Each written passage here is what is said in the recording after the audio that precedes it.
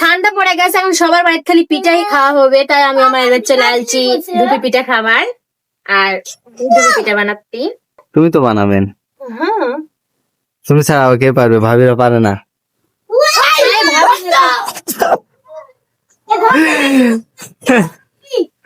গায়াতে ভাবি পারে না জি, বলেছেন সবাই দেখে মানে শুনবেনই তো যে ভাবি কোনো পিঠা বানাবারই পারে না, হয়ে গেলাতে না। এর জন্য প্রতিবারই আসে আমি পিঠা বানাই, দেখে সবাই দেখেছে। এবারও বানাচ্ছে, সাতপতিও বানাচ্ছে, ধুপিও বানাচ্ছে। না পারলে এখন কি করবেন বলো? তারপরেও খাওয়া লাগবে। ভাবে দুটা সওয়াল দিয়ে খুব ঝামেলা শিখাশিখি করতে। তাহলে আরো পারবেই না বানাবে, এই জন্য আমি এই যে খালি দেখেন, খালি চিল্লাচিল্লি করতে সালপাল। যাই হোক, আরো দুইটা সওয়াল, এর বাড়ি দুইটা আর আমার একটা, এক জায়গা থলে একেবারে মাথা শেষ করে দেয়।